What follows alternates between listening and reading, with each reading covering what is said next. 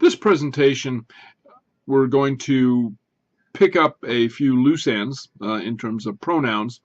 And the first item that we're going to address would be who and whom. How do you tell the difference? And why does it matter? And how can you be sure that you're using the right one? So now, one of the reasons that we have to specifically address this is because whom has largely fallen out of common usage. We have it fossilized, as it were, in a few specialized usages, such as to whom it may concern, or for whom the bell tolls. But aside from that, we don't use it in everyday speech, and so we have to pay attention to it. We have to learn how to use it correctly, and that's what we're going to do in the first couple slides here. And then we're going to go on to some other miscellaneous items that have to do with pronouns. So before we can discuss how we use these pronouns and how we tell them apart, who and whom, perhaps we should clarify what they are. Who is the subjective pronoun, the subjective relative pronoun, and it's in the same category as I, he, she, we, they. Okay, so it takes this subjective case. Whom belongs to the objective case. It's in the same category as me, him, her, us, them. And one of the ways that you can remember this is remember that whom with an M belongs to the list of pronouns that also have M's in them. Me, him, them. You can think of it as belonging to the group of M pronouns. And I think that's a handy little mnemonic device that helps you remember as we go forward, and we'll see how they actually work. Okay, I'm going to introduce you to another usage of the drop test. This one you might call the drop and roll, because you got to roll the sentence into another form. But say we start off with the sentence, I can't believe who or whom, you don't know which yet, you invited to the party. So what do? You have a sentence like this and you want to use the correct form, who or whom, and you can't figure it out. Well, first you want to isolate the relative clause. So the relative clause is the clause that begins with who, okay, and who or whom you invited to the party. Okay, got that? So that's the relative clause. It's relative to the antecedent, you know. Okay, so you drop the who or whom and roll the sentence, and so put it into a what you might call a normal sentence. You invited he or you invited him. Okay, so, and I think that you can see that you would say you invited him, and if you would use you invited him, then whom is the correct form, because remember, whom goes into the same category as the M pronouns. I can't believe whom you invited to the party. Okay, that might seem a little bit convoluted, but that's one of the ways that we can figure it out. And you can also see how that relative clause is working. There's another way, which is simply that if you have a relative clause, such as I can't believe who or whom you invited to the party, if you have the relative pronoun, you know, who or whom, immediately adjacent to another noun or pronoun, then you use whom, because that whom, that relative pronoun, is in the objective case, and you have to reorient the entire sentence. So if, for instance, you had a sentence, I can't believe who or whom invited you to the party, in that case, the relative pronoun would be standing by itself and immediately adjacent to the verb. So if the relative pronoun is immediately adjacent to the verb, and so you could actually restate the sentence, you know, the drop and roll test, you could restate it as she invited you to the party. I can't believe who invited you to the party. She invited you to the party. Then you'd use who. Okay, so I hope that's clear. Now in the check your knowledge exercises, you have a few chances to test your knowledge on and your skill in this type of formation. Okay, so remember, drop and roll, isolate the relative clause, and then substitute another pronoun in the place of the who or the whom. And that should help you figure out which is the correct form. So let's try this drop and roll test for the who or whom, and we'll just see if we can get it to work. And for these two examples, we're going to assume that the animals that we're talking about are male. Okay, so we use the male personal pronoun just because that shows case inflection, whereas it does not. Anyway, but let's start with the sentence. The bear who or whom raided the campgrounds is notorious in these woods. So the first thing we do is isolate the relative clause, who or whom raided the campgrounds. So what would you say? He raided the campgrounds or him raided the campgrounds? I think that we would say he raided the campgrounds, wouldn't we? And so then who is correct? So the correct answer would be the bear who raided the campgrounds is notorious in these woods. Okay, so we'll go on to the next one. We'll have one more of these little exercises, and then we'll go on to a different subject. Okay, just one more. So here we have a dog, the case of the dog. Okay, the dog who or whom the mailman bit had to be taken to the vet. Okay, so again, we isolate the relative clause, who or whom the mailman bit. So would you say the mailman bit he or the mailman bit him? And notice that in this case, we have the relative pronoun and the noun next to each other. So now we have to shift the substitute for the relative pronoun to the end of the clause. And if you remember the rule that if you have the relative pronoun next to a noun or pronoun, that's probably a sign that we're going to be using the whom form. And as a matter of fact, I think you'll see that if you say the mailman bid he versus the mailman bid him, the mailman bid him, the second one, is the preferable form. And that leads us to the dog whom the mailman bit had to be taken to the vet. Okay? That dirty mailman. Okay, so now we're going to go on to a different aspect of this miscellaneous group of pronoun issues. Another thing to remember is that prepositions always put pronouns into the objective case. And remember what prepositions are, and very shortly in one of the following lessons, we're going to be talking specifically about prepositions. But for now, remember, prepositions are those little words that show us relationships between things in a sentence, and we can remember what they are by remembering the preposition box, where we are in relationship to the preposition box. So I'm on the box, I'm in the box, I'm going through the box, I'm under the box, words like this. Okay, so, but these always take the objective case, which is extremely important in the use of pronouns. So we see some examples over here. She bought the flowers for me, not for I, but for me. I gave the present to them, not to they, but to them. She directed her comments at him. She or he baked the cake for her. The fairy waved the magic wand over him, not over he, but over him. And they arrived after us. So not after we, but after us. So the preposition always puts the pronoun into the objective case. This is an invariable rule. And I'm going to come back to this or continue this idea in the next slide because there's a very special case where a lot of people these days make a very serious error, an egregious error. There's a $5 word for you. Egregious means very bad, bad.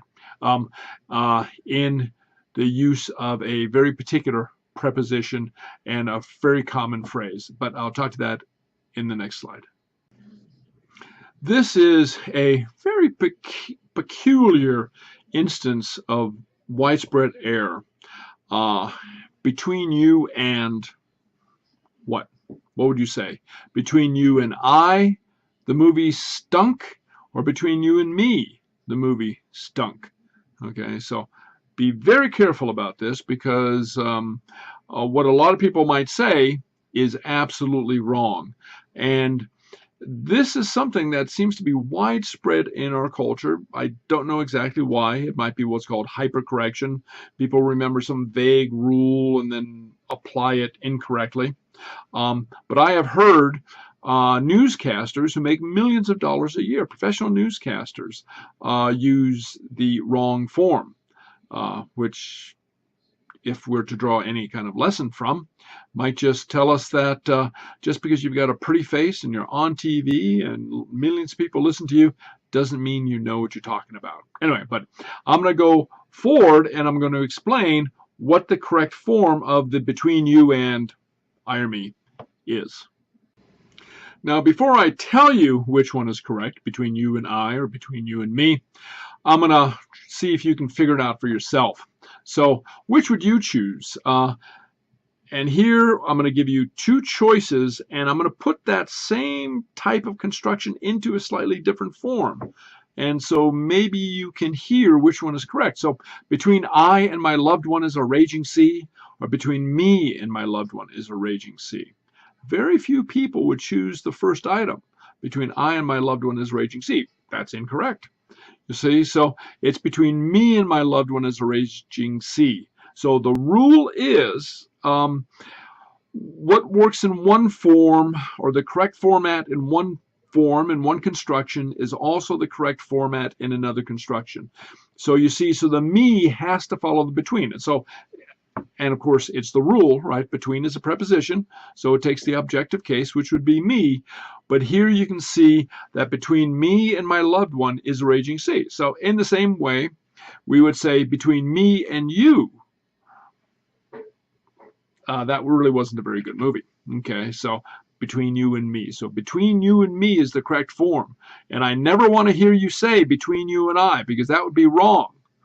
Absolutely wrong. Never say it. Never. Ever. Here's a special case that provides us some sort of quandary sometimes. What would you say? She loves that dog more than I, or she loves that dog more than me? Which do you think is correct? All right, so this is a test. All right, so I want you to speak clearly right now.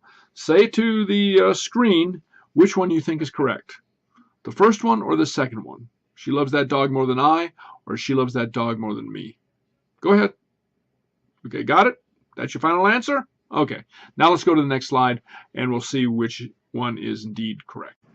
You're right! Both are correct. But it depends. It all depends on the ellipsis, which means the part left out. And both phrasings are correct and belong in formal English, but it depends on what you mean to say that rules which pronoun form you use. So, for instance, and here above you'll see the sentence is written out, and the verb that's left out in parentheses and highlighted in red, she loves that dog more than I do. You see, so if you're trying to say that she loves the dog more than I love the dog, then she loves the dog more than I. But if you want to say that she loves the dog more than she loves me, then you use the me form. She loves that dog more than me. You see, so in this case, the case of the pronoun is absolutely vital to your getting your point across. I mean, if you mean one, but you say the other, people are going to be totally mistaken. I mean, you just might be saying that, well, she's really more fond of the dog than I am. Okay, she loves the dog more than I do. But the relationship's solid. But if you say she loves the dog more than me, people are going to start to think, oh, your relationship's on the rocks and heading for a breakup. You see? So you're not communicating what you intend to communicate. Your improper use of the pronoun case can lead to some pretty disastrous results. Okay, so anyway, so it all depends on the ellipsis. So when you have an instance like this, sometimes it helps to insert the missing verbs. So is it that she loves the dog more than I love the dog? Or does she love the dog more than she loves me? Okay, and just remember that as a model. And sometimes, and I'll just put this in as an aside, sometimes it's easier to remember the specific example and extrapolate the rule from that when you want to apply it, then try to remember the non-specific rule, the general rule, the abstract rule. At least it's easier for me because I tend not to think in the abstractions, but I think in the specifics. So remember this example, and that'll help you as you go forward and you have these types of constructions. So here's a little exercise following up on the previous slides. Find the hidden verb. So what would you say? He is taller than I, or he is taller than me. So be careful, because the form that you might expect is not the correct form. That is, if you expect the colloquial. Now, colloquial, which of course means, you should know by now, means how we speak in everyday language. That's the colloquial. The colloquial is, he is taller than me. And we'd say that, and even your professor might say that.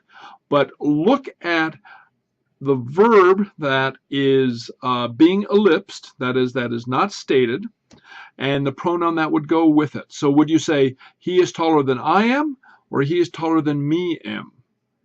Okay. I hope you would not say the second one.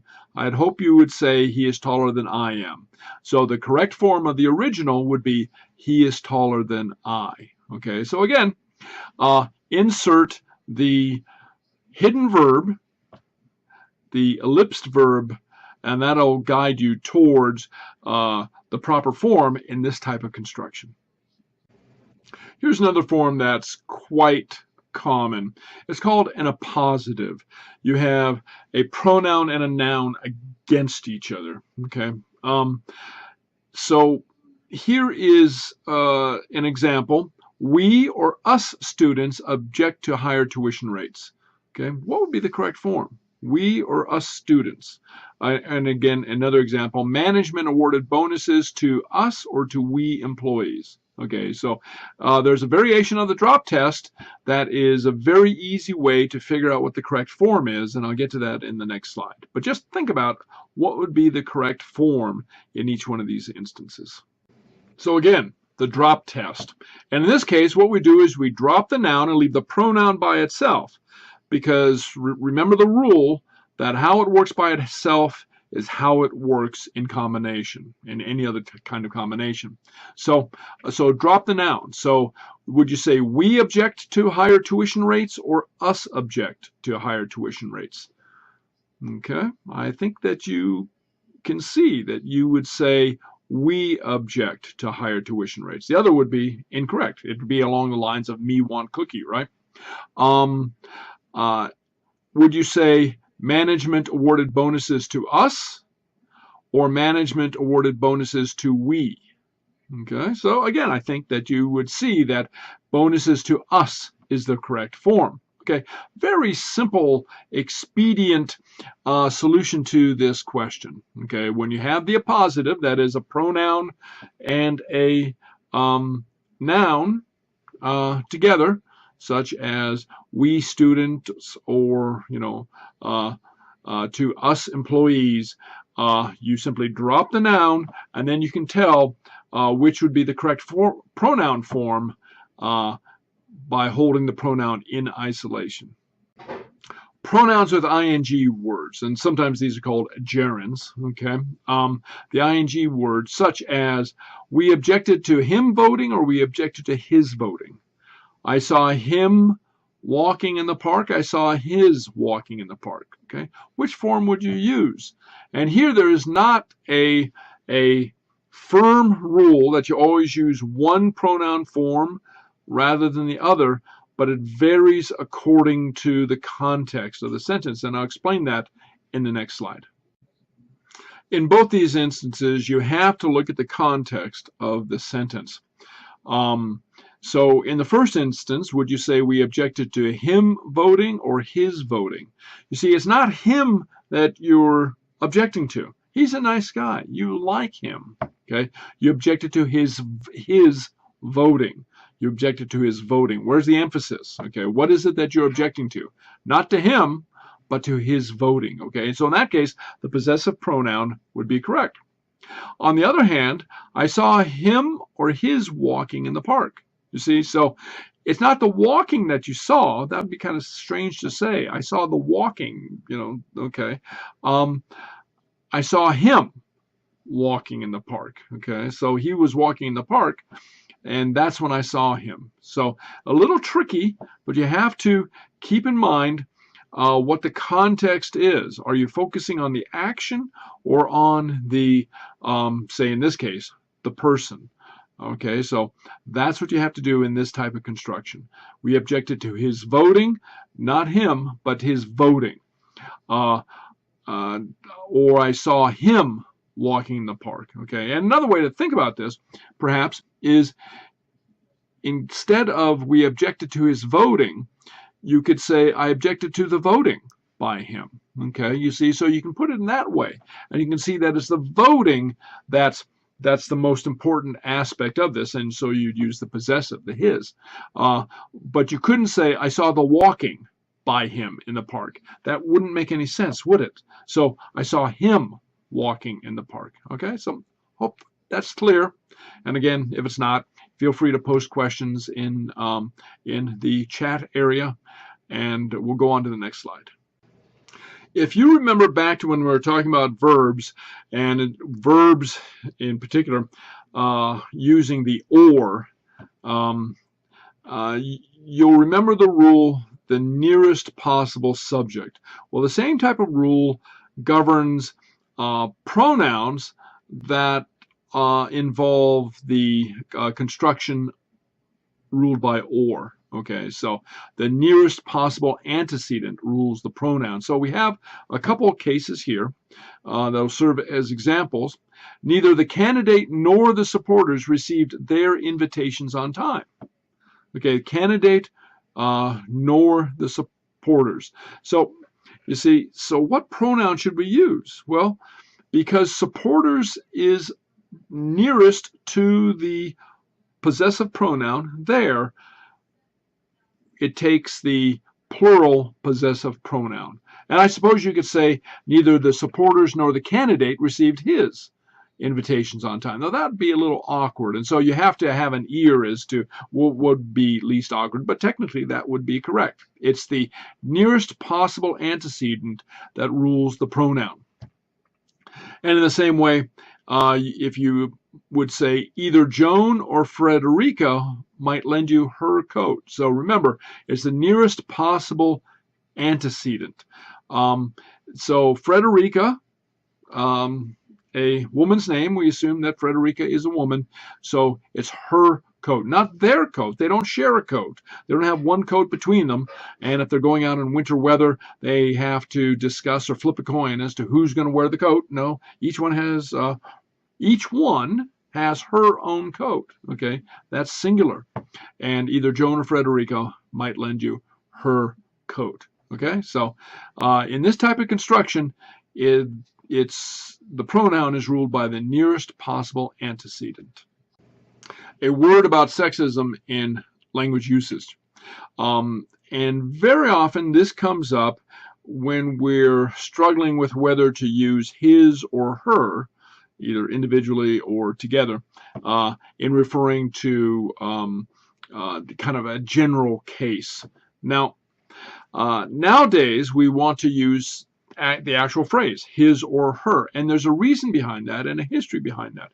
And this came about, 1970s or so. People started looking at what was before then the general usage. And before then, we would have usages such as we see right here. Every doctor should care for his patients. An engineer must double check his instruments. Each nurse should ensure that her uniform is clean. So do you see what's happening here? Well, first, the higher paid, more prestigious, more powerful positions are accorded to males, and the nurse, who is generally thought of as being in a less prestigious position than a doctor, though many people will tell you it's the nurse who cures you, not the doctor, but so maybe it's the nurse who's more important, but anyway, she doesn't get paid as if she's more important, and so it's assumed that the nurse is a female. So we've sexually discriminated even in our general language, our assumptions as to whether males or females fill particular roles. Now, it was explained when I was growing up that the his or the he, every student should work as hard as he can, etc.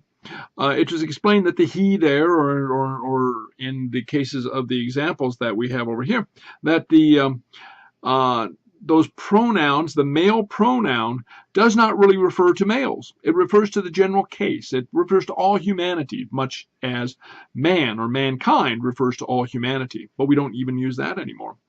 But then people started looking at language uses and started doing tests, like psychological tests, and actually determined that that's not the case, that even though we might understand this issue intellectually, still viscerally, or in our real assumptions, we actually assume that if we say every doctor should care for his patients, that only men are doctors. An engineer must double check his instruments. Actually leads us to think that only males are engineers, and each nurse should ensure that her uniform is clean, lead us to the assumption that only women are nurses. You see, so the language does affect how we think, and so nowadays we use a different form, and I'll get to that in the next slide. Very simply, what we do to avoid sexist implication, that is sexist stereotypical assumptions, is that we use his or her. Okay, and there's another way that we can do this as well, but first we'll start off with his or her. Every doctor should care for his or her patients. An engineer must double check his or her measurements. Each nurse should ensure that his or her uniform is clean. Okay, so in each one of these cases, note that we use the his or her, or if we're referring to the subject of a sentence, we say he or she. Every doctor should care for his or her patients. He or she, meaning the doctor, the general doctor, he or she is responsible for the life of, etc. Okay, so his or her, he or she, and so forth. Another way to do this, because sometimes the his or her, the he or she, him or her, his or her construction gets a little bit clunky. And so sometimes what we do is we put the pronouns into the plural. We put everything into the plural. Doctors should care for their patient. Doctors, plural, should care for their patients. Engineers must double check their measurements. All nurses should ensure that their uniforms are clean. You see, because the plural pronoun doesn't reflect gender. And so we're able to use that without fear of offending somebody or being sexist or making sexist implications. There's one other thing that we can do, which is to eliminate as many pronouns as possible. So an engineer must double check measurements. Okay, so I've eliminated the possessive pronoun altogether. So anyway, but whatever you use, make sure that you use it consistently, and do avoid making sexist implications or assumptions in your use of language. With all that said, sometimes gender reference is appropriate. If the group that you're referring to is not the general population, which is roughly half male, half female, but you're referring to a specialized group that is all one or the other, then it's appropriate to use the gender-specific pronouns, such as every boy on the boys' Little League team should pick up his uniform, okay? Because it's the boys' Little League team, there are only boys on the team, so his is appropriate. Every girl on the girls' volleyball team should pick up her uniform. Ditto. Every student at St. Anthony's Academy for Boys must come to the office to pick up his schedule. Okay, so again, and we could go on and invent all sorts of other examples, but if you have a population that's only one or the other, then it's appropriate to use one of the gender-specific pronouns. Okay, in fact, it'd be silly to say every boy on the boys' Little League team should pick up his or her uniform. That leaves the reader questioning what exactly is going on that boys' Little League team. Okay, perhaps nowadays many of these teams are diverse. They have both boys and girls, but then it wouldn't be called the boys' Little League team. Anyway, but it's up to you to judge. But remember, sometimes gender reference is appropriate. So that's it. We're done with the pronouns, or as I've just been dying to say, that's all, folks. Okay, so we're done with the pronouns. Do the exercises that are provided for you, and the check your knowledge exercises. Read the text, and of course, go back over these wonderful videos. I'm sure you're going to show your friends. You can invite your friends over, serve popcorn and pizza and beer, and show them all the wonderful videos about grammar. Okay, but we've covered pronouns, and you had no idea, as I said before, that such little words could have so much going on in them and around them, but they do. Anyway, but we're done now, and now we're going to go on to another issue that we have to deal with in terms of English grammar, and I'll see you then.